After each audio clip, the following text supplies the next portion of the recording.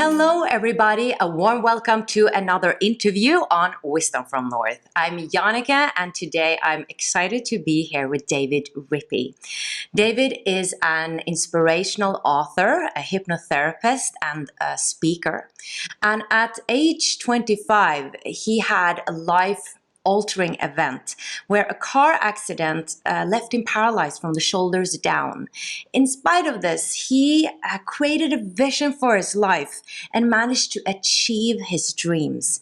And today, through his work, he's helping others live their best lives. And today, we're going to speak about one of his books, The Immortal Souls, where he's taking his clients back to previous lives and back to the in-between lives. So let's get to it. Hello, David. How are you today? Welcome. Well, thank you, Yannick. I've had the pleasure of looking at some of your earlier interviews with like Robert Schwartz, and I did check out the one by the new one, Maddie Stevens, you just did recently. And wow, very good stuff. Enjoyed them. Oh, that's great to hear. Yeah, those interviews are related to what we're going to speak about today, the in-between lives and reincarnation. And I'm excited about this because I haven't addressed this for a long time, but you know, it's part of the whole. And what was struck me when I read your book was that it is this red thread. Like your clients have different experiences. Similar to near-death experiences, everybody has different experiences, but there is a red thread. There's a lot of the same thing that's coming back again and again. And I like that because that means that like makes it more credible to me. So I wanted to ask you first, you were very fascinated about hypnosis. Can you shortly explain why you were so fascinated and why you wanted to work with hypnosis and how this can help people? Yeah, it's interesting. I had back when I was in my youth, my teens, early teens, I was in the Boy Scouts, and we just happened to have somebody in our group that was an older scout and knew how to hypnotize. So he had hypnotized somebody not to feel pain, not to be able to move his arm, all sorts of interesting things that were kind of neat since I was kind of playing sports in high school, and to see him being impervious to pain, which is something. Nobody likes experience in sports because it can hinder your performance as well. So after seeing that, kind of stuck in my mind. I enjoyed like magic and neat stuff as a child. So later on, I was already been hurt, broke my neck, but in the hospital while I was there, just to backtrack a few months, was I started really being sleep deprived. I couldn't rest. I was my temperature, because the injury, was spiking about 104 degrees a night, and it couldn't really be stopped except with ice bags and things like that. So what makes that interesting was I was hallucinating, and I knew I was losing control of my ability to get well, to try to get out of the hospital as quickly as possible. And it was a pretty severe injury. I mean, it's what they call a cervical 4-5. So what I learned was that while I was there one night, for whatever reason, it was like it was downloaded to me in a sense, I visualized myself on a train, and I saw myself speeding across from like Philadelphia, where I live outside of Philadelphia, to the West Coast or California. And what was interesting about that was my mind was racing from the hallucinations to where I can control the speed of it. But I noticed on the map, I visualized a locomotive, like an old steam train from 1800s, going across the map, and I had set in my mind some goal of stopping that train before it got to the West Coast. So I would see myself as like the conductor inside the train, and I would be floating above, looking down at this huge map of the United States, and seeing myself crossing over the various states, and I was trying to slow that train down. So what I found was when my speed of my mind was matching the wheels on the train. So I knew if I could slow those wheels down enough before it got to California, I could hopefully regain control of my mental processes again. And what happened was we saw blazing across the Midwest, and all of a sudden I noticed, through deep creative imagery meditation, that I was slowing the wheels down, starting to get back a little control that I'd lost. So we eventually slowed the train down enough to where we got inside California, and After that, my hallucinations were just gone, and I never hallucinated again. And my progress coming to the hospital was a lot better because of creative imagery that I somehow thought of when I was in really bad shape. So that was that exposure to hypnosis or creative imagery in a sense where I was sort of at a 104 degrees, burning up, never sleeping, hallucinating, seeing the clock spin on the wall during the day, and then having these moments of lucidity in between where you like doze off for a second and then back up. So that fascinated me. So once I got out of the hospital, I got out very much quicker than I would have.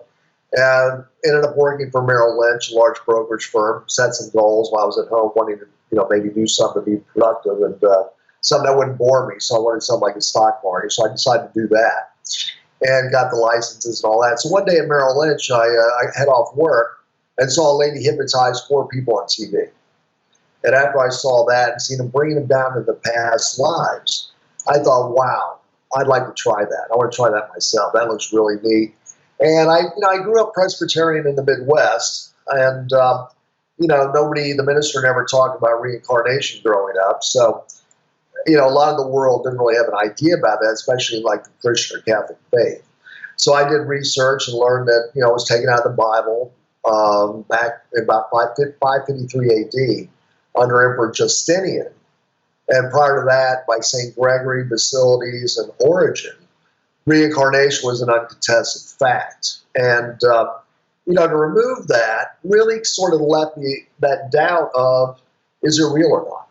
Mm-hmm. Obviously, if I grew up in the Hindu faith or the Buddhist faith, I would have already believed in that. But since it was removed and not taught, in any Christian denominated church, I didn't have that exposure. But I always thought there's got to be more than just what I am. I always thought, why am I here?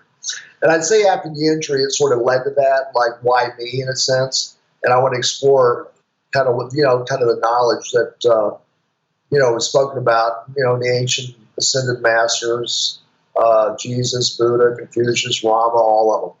And what Plato brought out, 330, 400 BC, what he contributed to the understanding of the immortality of the soul. So I found that more fascinating than after a while than, picking which stocks to buy for my clients or which direction the market might go, which is very hard to predict, obviously, as we've seen. So that piqued my interest, and I went and had 3 regressions over a 6-month period, each one spaced about 6 months apart. And 2 of the lives came up the same, the first 2, and the third was completely different. So and I found that. I'm losing you now. What did you speak about? Your own lives, or did you regress? Are you talking about your clients now? No, I was regressed. You were regressed. Okay. Yes. Not myself. I had a hypnotist I saw on TV do it. Okay. Yeah. And, I was pretty, really kind of impressed, not so much by the knowledge of what the lives were. They were pretty average lives, actually. But more that, was that really me? That person seemed so different than the way I am now. The person was very introverted. Outside of Lexington, Kentucky, I knew I was orphaned in New York, knew my name, my daughter's name, my wife's name, how I died, where I ended up. So quite a lot of information. The second regression brought up that same life back in 1860. But just more pictures, different views of that life, and different snapshots of myself. And that kind of, with that, I thought to myself, that had to be my last life, before this one, because, why does that keep coming up? And then I learned there was another one afterward that was more like the 30s. And, that was kind of interesting too. So after that, I kind of always had an interest in that, started reading more, obviously the Newtons, the Brian Weisses, the Doors canons, all of them. And, kind of came up with my own idea of what I'd like to learn, what I'd like to explore, with clients in a deeply, highly, regressed hypnotic state, and started dealing more with pain at first. And how that started was about 15 years ago. I'd have assistants coming to my house to work, but they were hurt. They couldn't help me. In other words, they couldn't help get me out of the wheelchair into the bed, for example. So as a result of that, I thought, wow, that's not good. There's nobody else around. I said, let's try hypnosis. So they had never been hypnotized before. So I had them lay down, get relaxed. We have a bunch of rocks. I was a geology major in college. We put some crystals in each hand and use that to draw out any of that pain. And, we were pretty successful and, we're able to alleviate a lot of physical pain. And then we got more into like teeth and scapulas and, all the legs, hips, you name it. And then we moved into, traumas, phobias, fears. And after that, those were always great because that's how I start a session usually. I'll first ask somebody, what are your top 5 physical ailments, your top 5 mental issues you want to work on? And then we go into past lives from there. But I try to take care of the pain first. And that started out as all I did. And then we moved into past lives, and people want to do that too. So tell us about some of your, or the most fascinating past lives that some of your clients have had that really made an impression on you. Well, one was the only one in Immortal Soul was in the Nazi Party, and started off a 28-year-old female who had an English degree in college, didn't really study history whatsoever, and then we brought her into a deeply regressed state, and she began to recount it. I said, "What do you see? Tell me what you see now." And she said, "I see a tank." And I go, "Really? What, a water tank?" I wasn't thinking really about battle. She goes, "No, a military tank." And then she proceeded to describe how she was in the Third Reich 18th Battalion, that her name was Lieutenant Herzog, and these were her kids and where she was at. How she named all the people in her tank, and very specific. Very incredible, totally. And then what I would do is I would go back just to test that information again. And what I would do is go back at 30 minutes, an hour later, and she had already told me that she was born on, such and such date. And I would always add like an extra day or an extra year and say, "You were born on that again, right?" And they go, "No, I was born on." They'd always correct me. It didn't matter if it was their mother's maiden name. It wouldn't matter what the child's age was. It wouldn't matter anything. They were that person, and the detail they provided never wavered. And I talked about that in the book as well, that you can really, determine that the information, they are that person, basically. Okay. So what was interesting about that life was that they led us into afterward. In other words, she's describing how she's in Belgium, how they're at the border, knew the year 43, December, and all this. How the Panzer tank, she knew it meant armor. She didn't speak German, but she knew that Panzer meant armor. And she goes, and started talking kind of almost in a military sense. Like they knew our coordinates, this and that. Words that she doesn't use because she's not in the military. And how they blew up the border, and next thing you know, she saw herself violently blown up. And Panzers later on, they determined was kind of like the Gremlin or some of those cars where the gas tank's exposed underneath. So the British, she said it was the British, and described her, who was in her tank at the time, and next thing she knew, she was in total darkness. And I was really the only person that had this experience that did not lead to a very light outcome. And my understanding is that upon death, if you've committed a lot of crimes, you put yourself in a kind of a darkened world, in kind of a very silent world. Sorry, it's just going a bit fast for me here. So you're saying she didn't have a great outcome of that life. Like, do I recall, was this the life or the person who experienced some sort of a hell afterwards? Exactly. Okay. And that's exactly right. And that was the only one in the book that had that kind of experience. So the experience was, yeah, so I said, she goes, I go, "Where are you?" And she goes, "I am in faceless darkness, or sound, no mute, totally mute. No sound, no light." And, hell is the absence of light, pretty much.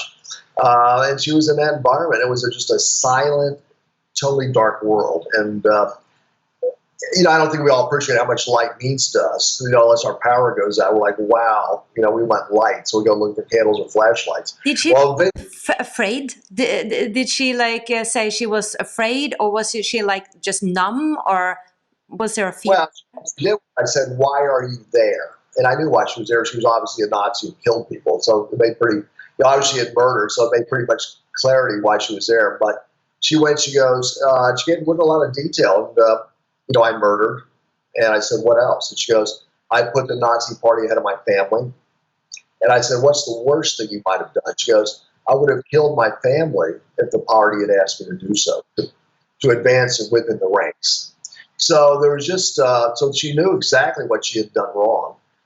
She came out very easily and spoke from that higher divine side of why she put herself there. So that's what I find, and that was in that book. So that was an interesting story. And then even more interesting, the book, she went in just unexpectedly and started telling me about the age of Aquarius. So she went into a lot of detail about upcoming changes for man, where we are on that line of that singularity point, how close we are, why Aquarians have better or more acute psychic powers than any other sign right now. And she talked about that and how they can cross the barrier easier through astral projection and meditation than other signs, and are here as future leaders. Not all of them born yet, but a lot of them are here as sort of going to represent what the next wave of consciousness, what that's going to look like. Let's go back a little bit because this is a big topic, and I think a lot of people get curious about this situation of experiencing a darkness after a life.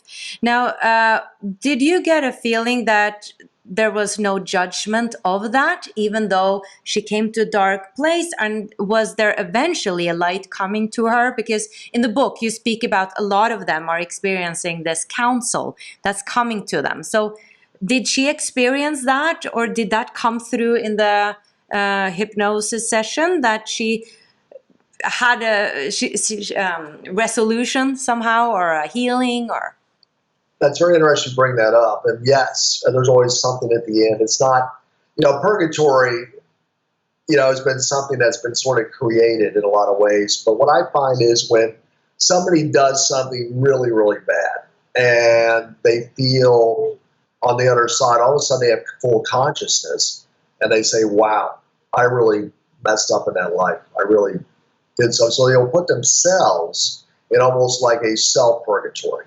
Oh. So what she did was she was there. Probably I said, how long? She goes, an age. And I go, well, how long is that? She goes, about it felt like 1,000 years that she was there. And then she talked about how she's there by herself, total darkness, silence, 1,000 years. And all of a sudden, she said, I see a light. She starts to tremble a little bit. So under hypnosis, she goes, I see it's like a beam of light coming down that's now covered me. And then I go, how big is this beam of light? What is it? She goes, I think it's God. So it's really, it's quite an eye-opener when you hear somebody say this pool of light came down.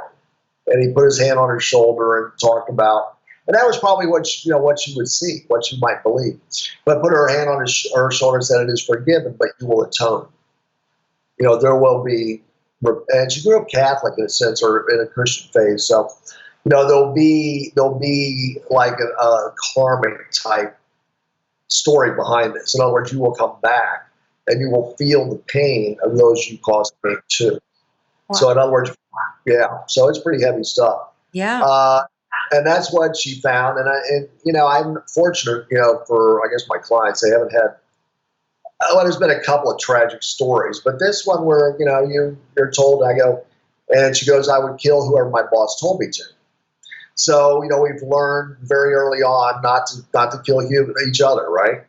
It's one of our, probably our most 10 commandments. So what happened was she did that. She killed just because another guy told her to go take another's life.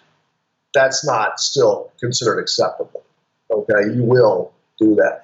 And I'm curious about that, and it sounds almost crazy to say that, but I'm not sure if I want to believe that, because I actually think that our belief systems, like our religion, will influence what happens on the other side. So if she somehow had a belief system around that would influence it. Like I don't think, she wasn't judged, but for me, it seems like a bit crazy that she's like there for 1,000 years and then have to again come back and have more pain.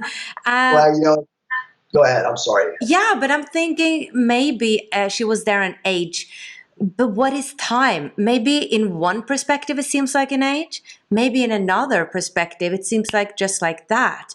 So I think it's. I can't imagine that she was actually there for like thousands and thousands of years. Well, no, that's exactly right. Because in her faith, she being German, she grew up in the Catholic faith. Right. So you did see those influences coming in. Because I'm going like, wait a minute, where did you learn that word age? And I think she had learned it probably in Catholic school when she was in Germany. That an age is almost 1,000 years, and I think you're right in that sense. But just on the other side of that is that was a story that I think kind of might have bled through some of that German Catholic upbringing, where she felt that need for repentance. But I think repentance is something that does happen. When you die, when you pass on, you're going to come back to like full consciousness, and you're going to realize that when you committed crime or sins, and I'm talking about big sins, because you're altering a lot of paths. You come down with a script initially where I'm going to be Lieutenant Herzog, I'm going to get married, these are going to be my kids, I'm going to be in the German army. And then bang, that free will choice determines, did he go down that path to where, I didn't slaughter innocent people because my boss told me to. Or is it more of a war situation where you're defending, and that was the script you took to defend, the castle. There are innocents that get hurt. I mean, there's no way, in wartime, that's very probable. But when you blatantly go up and just shoot people randomly and throw them in a pit, that's a whole other thing. And that's where that conscience feels that need to atone. Interesting. Now, as 1,000 years, I mean, like you said, if time's not really there after fourth dimension, then the question is, was that what that sped up type time was, to where it was like 1,000 years. I mean, that was the kind of programming that the conscious had on the other side. But most of them ended up. It didn't matter what I found, and to go back to that soul council thing you had mentioned earlier. I mean, how's that work? But she said God came down. That sounded very, very up. The upbringing she had in that religion, that structure. But she knew the need to atone, why she did it, and then she goes to the whole age of Aquarius. So it's a fairly interesting story, to say the least. I think, though, what I found is that it didn't really matter what religion you were. It didn't matter what. It's a role you're playing, and you're going to play all the roles. I mean, you're going to be, you'll be a warrior, you'll be a leader, you'll be a doctor, you'll be a scientist. But you'll continue to play these roles through many, many, many lives, taking more complex lessons as you go forward, if you want more soul advancement. And that's kind of how it works. And I've noticed that with people that have passed on that I regress. And next thing I go, where are you? I just see a sea of colors. And I go, what are those colors? She goes, they're different souls. And very interesting stuff. And she goes, I don't like red souls. And I go, why is that? She goes, because that's like the this red. This is another client? Okay. That's in that book, the same book, Immortal Soul. So she talks about how, she would see souls. She doesn't like red. She did horrible in that life, hanging around what they call red souls. If we look at souls, we say, whites, we would look at white maybe as being the youngest type soul. But if you look at really, it's like more like chakra colors. It goes from red to orange to yellow to green, then to blue. So red would represent what you would consider a more immature, less evolved soul. Okay. Which could get you in a lot more trouble, and that's why she had difficulty with those life lessons. Said, I stay away from them. They're just bad news, and I'm not evolving fast enough if I hang out with red souls. So that's what you learned. You know what I mean? And what I found interesting was that many of your clients were mentioning in the council that they had a council that they met that went through their lives and, said, good job, or, you learned this, or you need to work more with this. And I feel it's funny to use words on this because, I don't know how it actually is, but yeah. And a lot of them mentioned that now these purple, I think, beings are coming, and they had very respect for these purple beings or beings or spirits with purple color. And that came back again and again in several stories. And I've actually heard that before, and I find that interesting. So, and you talked about some souls having a red color. So, is this does this have something to do with the evolution of the soul and the advancement of the soul? Exactly. And what you find is that when you look at the colors, they will match like the chakra colors. They go from red, like I said, it'll go from red at the lower root chakra, and then you'll go into like kind of that blend with orange with yellow above that. And you'll have, you go into green and then blue and then indigo, then purple's the highest. So what I find is it's really like a colored spectrum. I mean, the green souls are sort of the middle. They're not quite blue souls yet. And but a lot of the ones I regressed, would be able to tell me what their soul color was. And a lot of them in that book were green, so they're more advanced. They weren't young souls, and that's probably why. That's where you start to notice that desire to learn more, to awaken. I noticed a lot of the green souls had very similar characteristics. A lot of them were in some type of healthcare profession. A lot of them liked nature. They liked dogs. They didn't care about politics that much.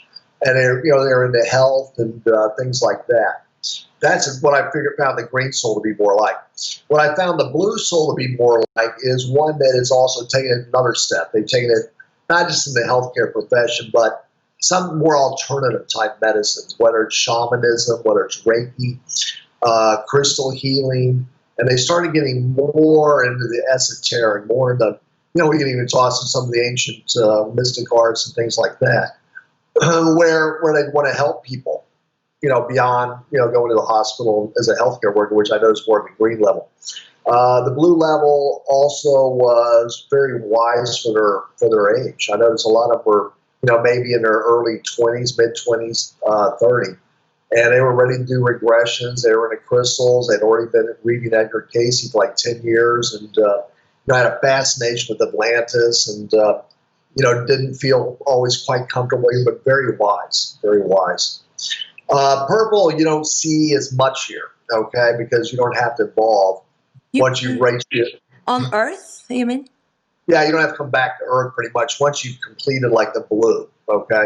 And that's what I found. But you do see purples coming back, and you see purples here now.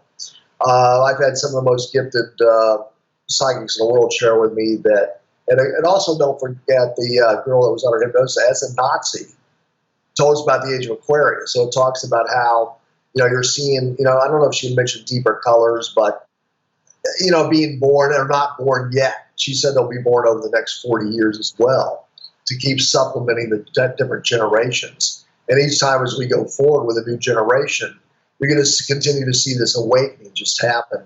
And it's happening now with with others. Others, I didn't awake right away. I mean, it took a while. With I think the injury kind of grounded me more a little bit. I was less focused on sports and things like that. More focused on the behind the veil.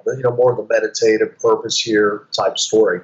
But the purple souls that you find are more of the ascended master types, and some of those souls, my understanding, are reincarnating now too. Interesting. What I got curious about was a lot of these souls that you regressed, or these people came back, like they went back to another life on this planet and came back again to this planet. Were there anybody talking about that they had the choice of incarnating at another star system or planet? Yeah, what's interesting, especially in the second book, which we don't need to discuss now, is called Meeting Jesus. And I found that the ones in that book I'd reached out to and had, off-world experiences, and a lot of them were, some of them were psychics, some of them were Reiki masters. They were into, the healing. Their occupation was also healthcare. And they had off-planet lives. There were some from the Pleiades. There were some from stars not that far away. And one of them in particular was a psychic outside of Philadelphia. And he, had a regular job, but he would do psychic things on the side, help people out, this, that, and the other. And talk about when we regressed him and how, he didn't want to be here. He felt really out of control, but he was kind of told to come here to complete various lessons on Earth. And not really so much lessons. He was more involved in that, but more to gather information. in other words, how this planet's going, and bring that information back to his planet so he can share with them what it's like to be on Earth and what it's like and how are we evolving, and recording and gathering a lot of information. And he goes, it was interesting during the regression. He goes, I didn't want that assignment. I was forced to go. I didn't have a choice. So it was almost like on that planet that, okay, you've been in the corporate world. You've been enjoying your time sitting around our planet. And they had made there. I mean, literally everything was thought created. They didn't need any dwellings. There was no fighting or war because everything was provided for. So they had more time for not worrying about gathering resources or taking somebody else's. So anyway, interesting guy, psychic, and didn't want to be here, and found out that he was here to gather information, not so much for soul lessons. Interesting. Another thing I was wondering about was what kind of bodies were your clients in? Did they speak about a certain type of body they could feel on the other side? Because I've been astral traveling a bit, and then I've been very aware of my astral body, and I got curious whether that's the body that we are feeling on the other side. I mean, we do have several bodies, I've learned, not just the astral body. So yeah, how could they feel themselves? Like, I know it's not physical, like we feel physical, but are they defined in some way? Yes, yes, they are. There was some situations where they saw themselves in front of their council meeting as a glowing ball of energy, like whatever color they were.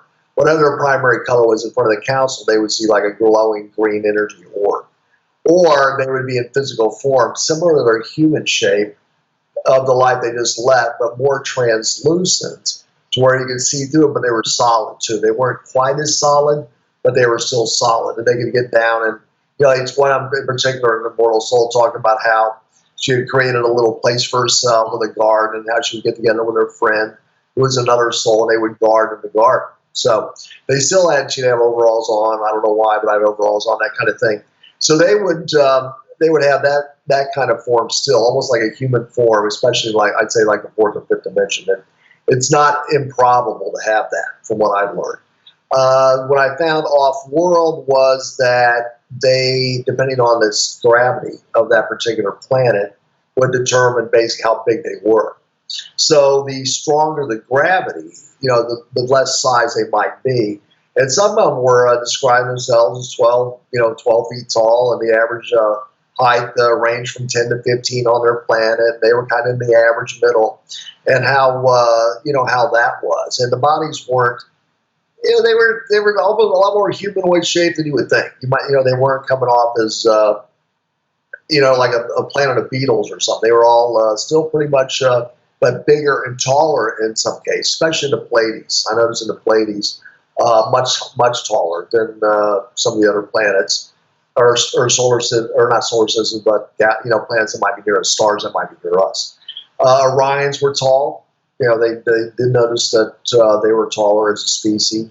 Not anything really shorter than what we experience here. I mean, I didn't notice anybody, saying they were leprechauns or 3 feet tall. It was mostly, either human size on the other dimension, or describing their life on another planet. They were much taller on average. How did they describe the environment? Let's go back to the Immortal Soul.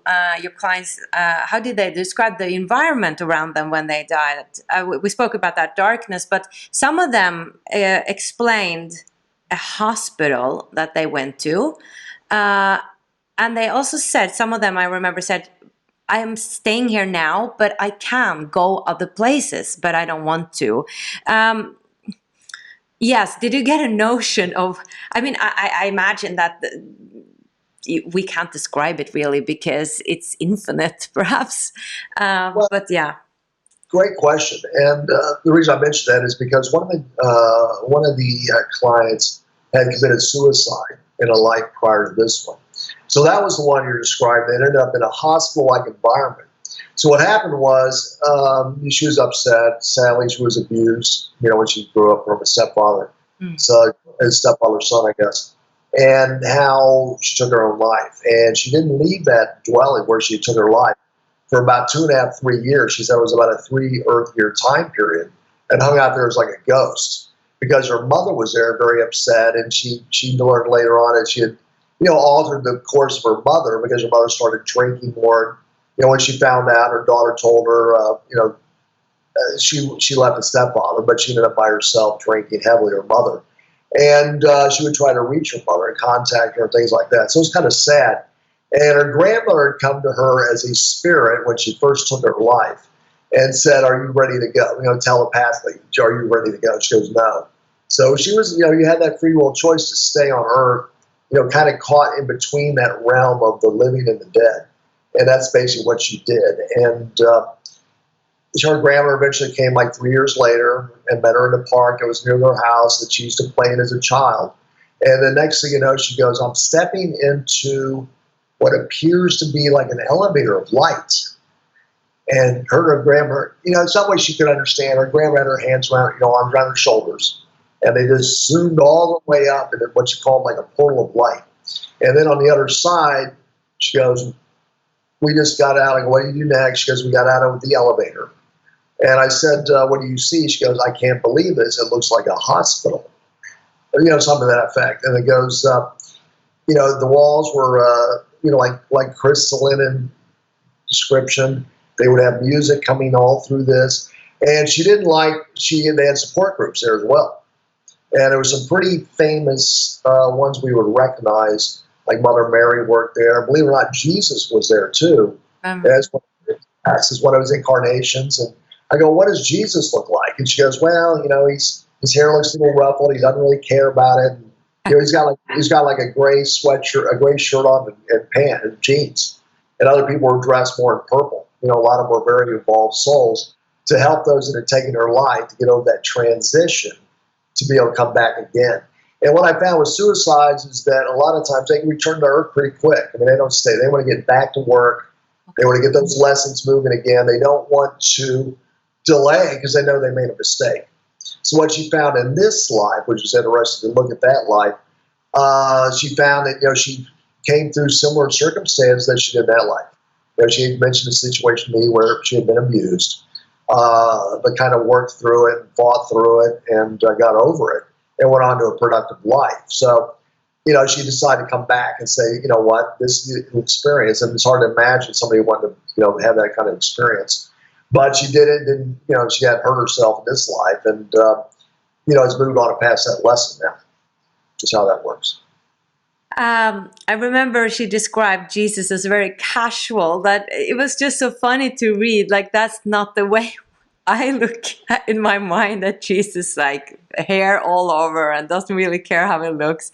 It was funny. I like that kind of picture. He's pretty laid back, yes. A lot of depictions we see him, I believe, but, with very, very perfectly combed hair in the movies and such, is really not kind of the image even portrayed, I think, in real life and when he was here as Jesus. I think that, what I've learned through others that, in my other book, who actually met him and knew him in Nazareth, the book Meeting Jesus, what you find is that, he had nicely combed hair and all, but he wasn't crazy about it. He didn't put his personal appearance above, lessons, helping out with wisdom, healings. That was his primary concern, as we know. And it wasn't, I look good on this set. There was nothing like that. You didn't say that you met him in a regression, right? Or did I hear? What I did was, in the other book, one of a girl 30 years old into shamanism and Reiki and crystals, described a life that she knew him in Nazareth. And she had not met him until she was around 30 years of age. And that was pretty interesting too. I described the miracles and healing water and just things you just didn't ever get in a religious structured upbringing. In other words, just things I've never even heard. I mean, how he would put the water around Nazareth had become polluted. The fish were dying and there was no water. They couldn't drink. And, they survived based on that river. So they said he went down there from Nazareth at around 30 and stuck a wooden staff in the water. And she said that everybody would stand on the banks and watch this current of electricity going back and forth across the water, cleaning the river using energy. So he did that for 6 weeks. Then all the fish came back and the water was pure again. That was like some I never heard in the Bible, and that was interesting to hear her give such visuals, such descriptions of, curing blindness, and that, boy sitting on his lap. And she said Jesus telling her how that he can put his hand in front of the boy's body and find negative energy that he can pull out that might have developed into a cancer 15 years later. So he would be able to see that in the future or in the past, and based on the future. And, just how he could disappear, and they'd be in Nazareth, and how he would go walking away in front of them and just disappear. And they described how they would run over there, put their hands in where he had disappeared. Thinking it was like a Copperfield trick or something like that, and how their fingers would tingle with the energy from where he had left. And then they go, "Where are you going?" He'd say, "To see my father." And that's in that book. So that's really fascinating. Wow. Yeah, I haven't read that book, but that sounded like something I would like to read. So he kind of teleported. I mean, I believe that is possible. It's just we don't know the technology yet. But I think everything is energy and frequency and vibration. So that should be possible.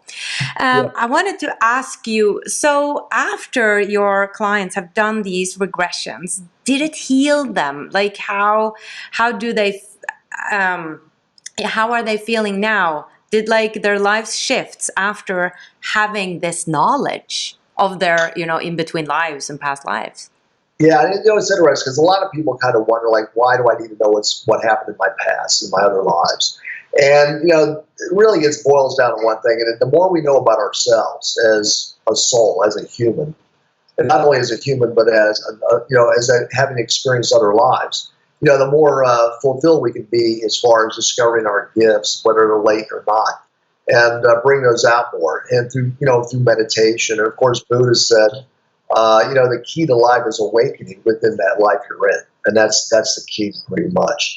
And what I found was, one in particular, to give you a really specific example, was that someone had a sciatic nerve pain in their left hip and couldn't explain it, that she had MRIs, she had been done CAT scans and, therapies, and nothing ever relieved it. There was no history in this life as a 30-year-old occupational therapist student of why she would have that pain. So they couldn't explain it. She nagged her. She came in and said, "Dave, can we work on this too?"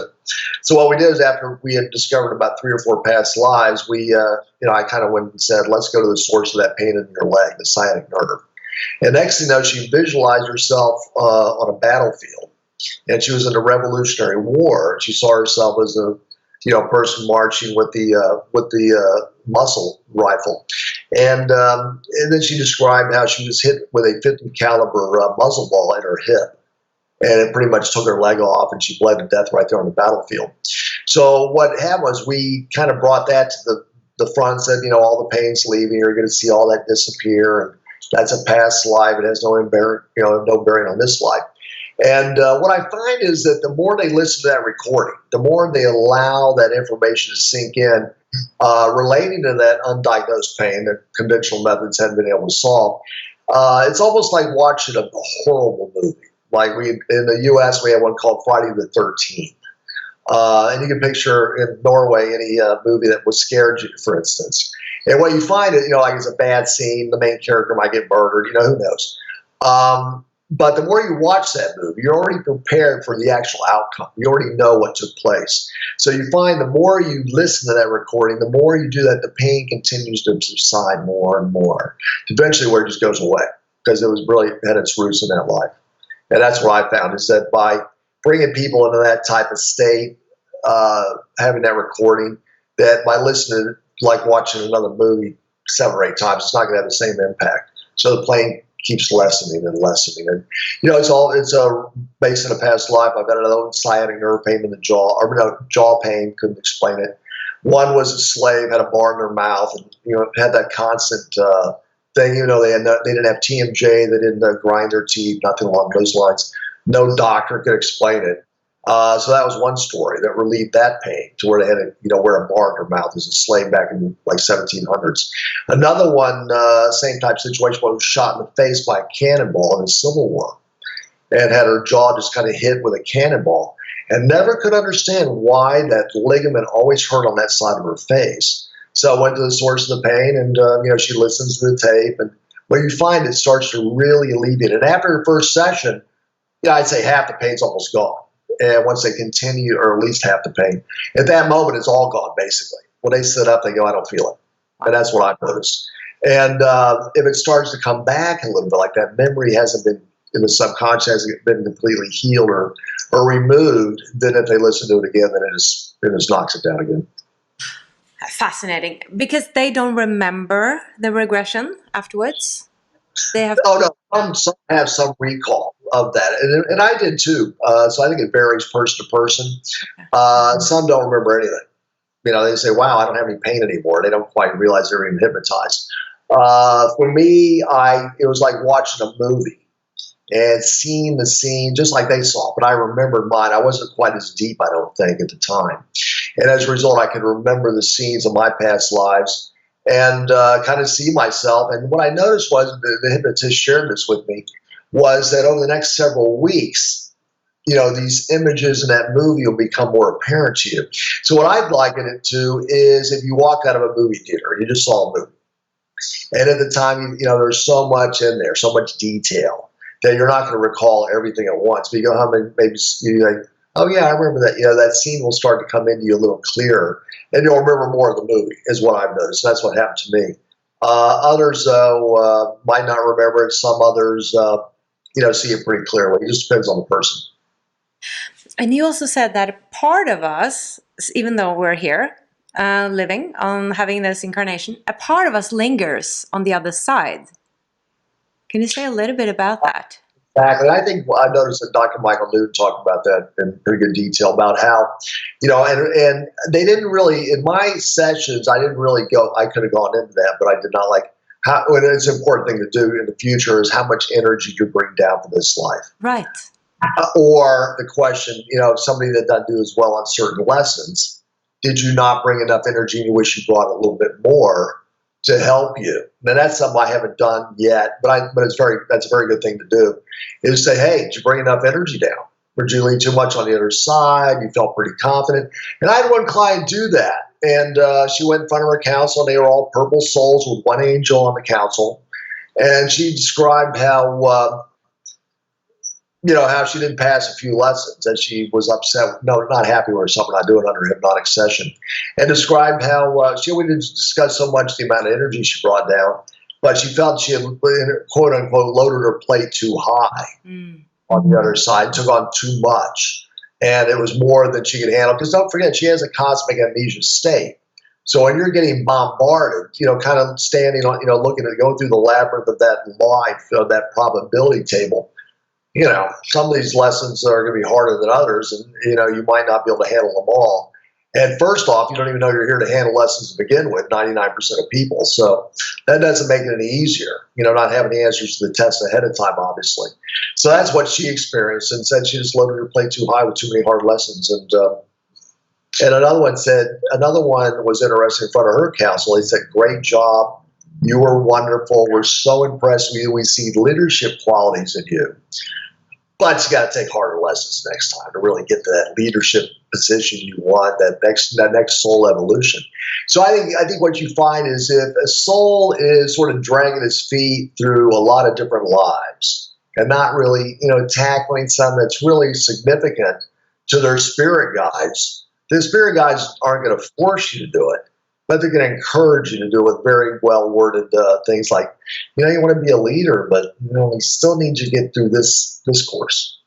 And that's what they do. They take those harder lives if they're ambitious. Okay, if they're not as ambitious, it's like having first graders on Earth and PhDs combined as far as the soul evolution path. Some people want the PhD, others will, kind of meander along and get through college and not go for the higher levels. Did you experience being in your own in-between lives, and did you feel that there was a higher purpose with what you went through? Because that seems to be a huge challenge that you conquered and mastered in this life. Well, what kind of was interesting for me is the 3 regressions I had never took us in between lives. We never experienced that with them.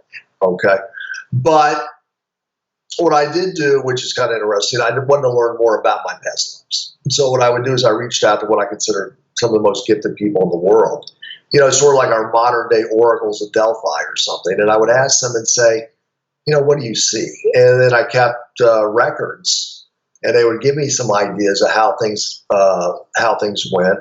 And I uncovered about 35 past lives. And they were all very consistent in a lot of ways, and some would even provide even greater detail to a particular life, where it was in Greece or somewhere, which I found fascinating, getting names and that kind of deal.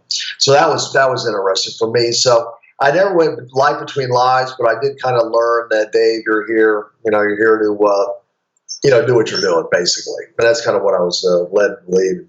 What's interesting about that, Jannica, is that I had over a six-figure job that I left managing money for clients. And it wasn't just the fact that I was getting bored doing it. I mean, I'd done it for a while, did fairly well within, well enough that I decided it just wasn't enough for me. I just didn't feel fulfilled. And a lot of gifted people back in 2012 started telling me that, I'd say, first off, you see me staying with this company because I was getting bored. The money was good, the hours were good, everything else. And they said, no, I see you leaving. And I go, what am I going to do? They go, well, you're going to write books and speak to people. And I was like, I had taken some college courses and, that was required, English courses. But I never had any interest in writing a book. I mean, it just never popped into my mind. And then they said, well, you're going to write some books. And one in particular told me that you're going to write a book on, this back in 2013. And that book just came out like in 18 or something. She goes, you're going to write a book on enlightenment. It's very important that this information gets out. And, you're going to share that. And it's part of your life purpose to write something like that. And so that's why I put the journey to enlightenment in the Immortal Soul. I want to make sure I had checked off that box, tell me that we're here to do that. That's basically what it's all about. So it's kind of like, that's kind of how it went. And then, they were all consistent. Like, no, you're going to leave. You're going to write some books. And I was like, wow, how do we write a book? I mean, who's going to publish this thing? And, how do we get them, in print? And it was a lot of work. The first one, because that's kind of your learning curve.